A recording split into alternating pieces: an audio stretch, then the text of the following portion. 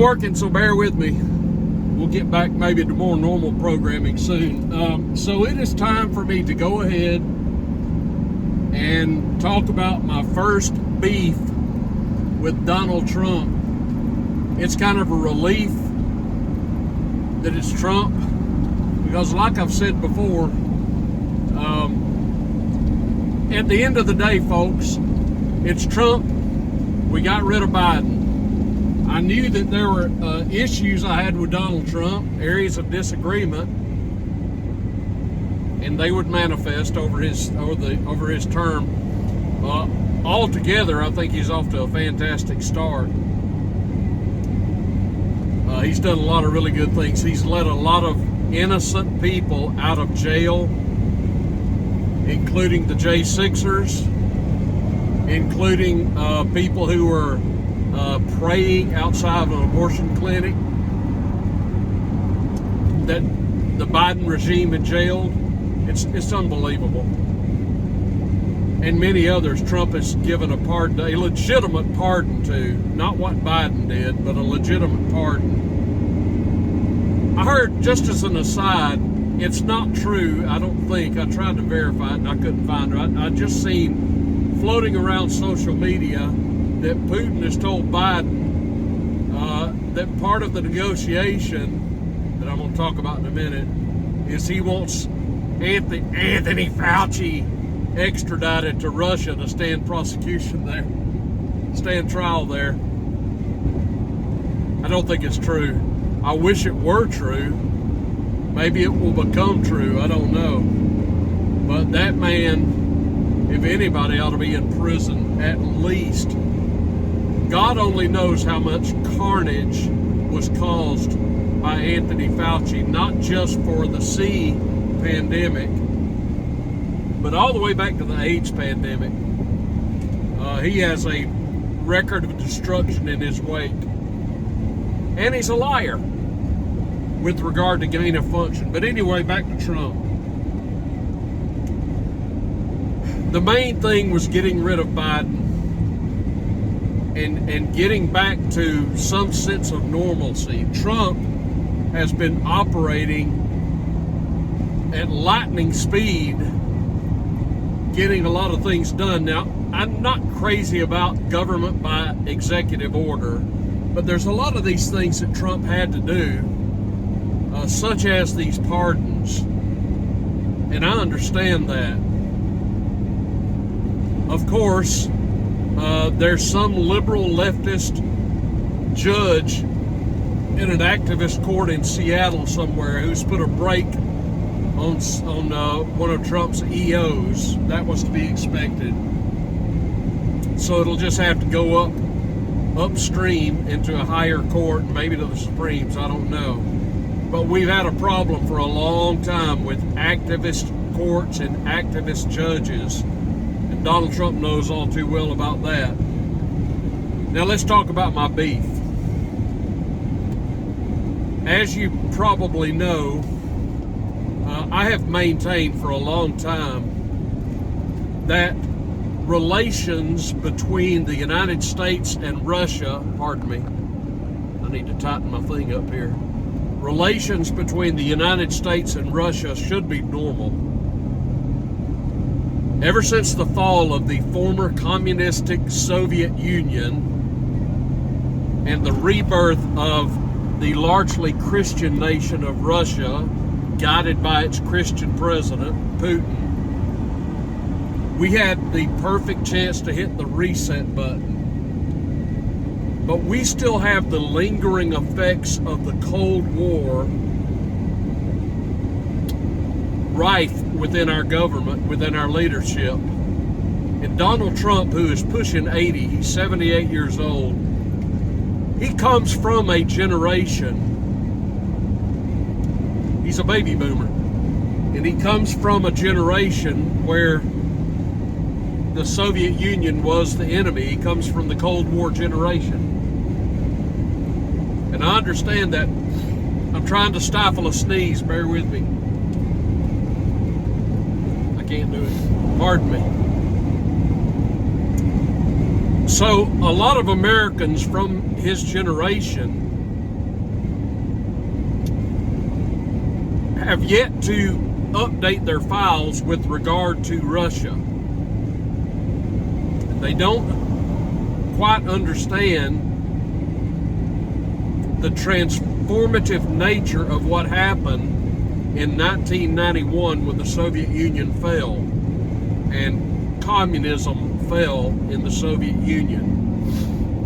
And you got the rebirth of an historically Christian nation of Russia.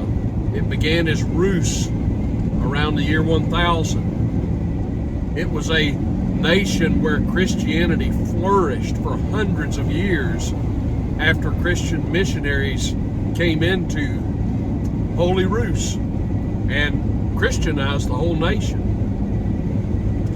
And that's where they were until the revolution of the early 1900s and the fall of the emperor, or the Tsar, Nicholas II, and his family, who were martyred by the communistic rebels, who then turned the once godly nation of Russia into the Soviet Union.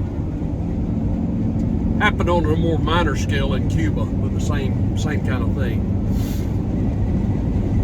And God only knows how many people were killed and martyred under that regime, that godless regime.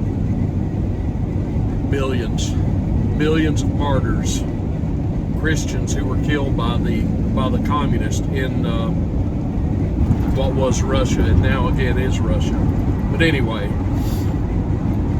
so many Americans still view Russia, modern day Russia, through that lens, and you say Russia, but they think Soviet Union.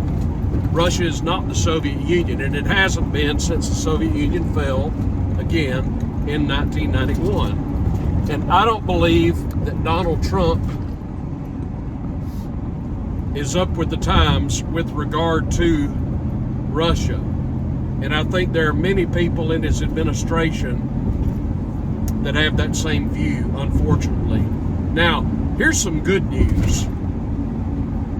Mike Pompeo had his security clearance taken away. I apologize, folks. I need to tighten my thing here. John Bolton, the man who looks like a walrus, had his security clearance taken away. Victoria Nuland at the State Department has retired. I don't know who's replaced her, but she's gone, and that's a very good thing. It's because of people like Victoria Nuland that Gonzalo Lira was killed in prison. All these people, these three people I mentioned, are all fervent, frothing at the mouth neocons who view Russia through the lens that I've detailed. They see Russia as an enemy. It is not. And they see Russia in terms of the Soviet Union, which is a mistake. If there's anybody that Trump picked for his cabinet that I didn't like to see, it was Marco Rubio, who is probably a neocon. He is now the Secretary of State. If it should cause any red flags to go up for you, consider that Rubio was confirmed 99-0 in the Senate. Unanimous. That should make you scratch your head a little bit. Why would everybody in the Senate vote for Rubio? Now, Rubio is smart, he's articulate, and the jury's out on him. Maybe he will take a more peaceable approach to the functions of the State Department. Perhaps we can see a revival of diplomacy. Wouldn't that be nice? We haven't seen that in years. We've been shooting first and asking questions later, literally for decades now. Clinton did it, Bush did it, Obama did it, Biden did it. You just shoot first and go to war because, of course, as we all know, there's big money in war. But Trump has stated, when asked, he did an interview a couple of nights ago with Sean the Pawn Hannity of Fox News, who is a neocon extraordinaire. Sean Hannity is roughly my age, but Sean Hannity is a neocon. He still sees Russia through the lens of the Soviet Union. He still believes we should be antagonistic against them. He still buys into this nonsense that Putin is trying to reform the old Soviet Union and all the Baltic states, which is untrue, to say the least. It seems to me that somebody needs to get to Trump and simply explain to him, and it's hard for me to believe he doesn't understand what actually happened in Ukraine. If you understand why Putin went into Ukraine, then you can understand that his action in Ukraine was justified. I admit it's a mess, and a lot of people have lost their lives. But this all began, folks, if you will remember, and Trump should know this, this began when the United States and the CIA toppled the legitimate government of Ukraine way back under Barack Hussein Obama. And ultimately, we set up our own little puppet dictator, this stooge, comedian, actor, Zelensky, who likes to play the piano with his genitals. Look it up, it's true. An absolute puppet of people like Victoria Nuland. It's gone now, thanks God, thank God. But under the Zelensky regime in Ukraine, folks, Russians were being killed in areas such as Donbass and Donetsk. And Putin had to respond to this. That's what happened, and that is why he went into Ukraine. I mean, think about it. His own citizens were being massacred in Ukraine, and they were begging for help, and their president went in and helped them. The proof is in the pudding. And when you look at what Zelensky has done subsequent to the start of this war, this godless stooge has outlawed Christian churches in Ukraine. If any of you watching me still support Ukraine, you need to understand this. If you call yourself a Christian, you need to understand what Zelensky has done to your brethren in Ukraine. He has outlawed the Russian Orthodox Church in Ukraine. He has put in jail clerics, pastors, priests, put them in jail, outlawed Christianity, unless it's his brand, which is a false brand. And this is who the United States, at least up until Biden, supported. Now, I've talked ad nauseum about what was happening in Ukraine under Biden. And I am hopeful that Trump will simply change course. Any attempt that Trump makes to negotiate an end to the war, I applaud. That does need to happen. There does need to be some diplomacy to bring this to an end. But Putin's campaign in Ukraine, make no mistake, has been a righteous campaign. He was right to go in Ukraine. But this war does need to end. I don't disagree with Trump's assertion. But what bothers me is Trump talking about issuing more tariffs on Russia and penalizing Russia and penalizing Putin. But I don't see him saying the same thing about Zelensky. And that's bothersome. Trump needs to understand who the bad guy is here, and it ain't Putin. Now, if you can negotiate an end to the war between these two, that's fine. I'm always for an end to any war. Always. And if it can be done diplomatically, so be it. If it can spare lives, so be it. But Trump needs to make it clear to Zelensky. First of all, he needs to get the truth. And I don't know who's around him that is telling him the truth.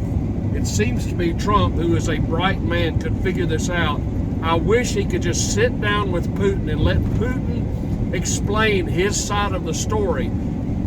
Trump will at least talk to Putin. This is what Biden would never do. You realize we basically had zero relations with Russia under Biden. Biden would never talk to Putin. He would just demonize him and call him a evil madman and all this nonsense. If Trump and Putin can simply sit down and Trump can hear Putin's side of the story, hell, Tucker Carlson understands and he can talk to Tucker Carlson about it. The truth is out there, and Trump needs to latch on to the truth, and the sooner the better. It ain't Putin who needs sanctions levied on him. What needs to happen is Zelensky needs to go, and the people of Ukraine need to elect a legitimate government and a legitimate leader, one who will take the ban off of Christianity and bring Christianity back into Ukraine again. Not that it isn't there, but officially it isn't, because Zelensky shut it down. So I'm glad Newland is gone.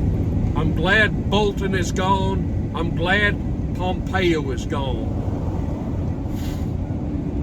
And I hope Rubio is of a mind to start working diplomatically. I'm no big fan of Rubio. He's definitely an upgrade from Blinken. I will at least say that. So I still love President Trump, still pray for President Trump. I still applaud most of what President Trump has done. He's done a lot of really good things. But Trump needs to update his files with regard to Russia. And he needs to understand what's really happening in Russia and in Ukraine. That's what I'm saying. All right, folks, it's Friday morning. I got to get back to work.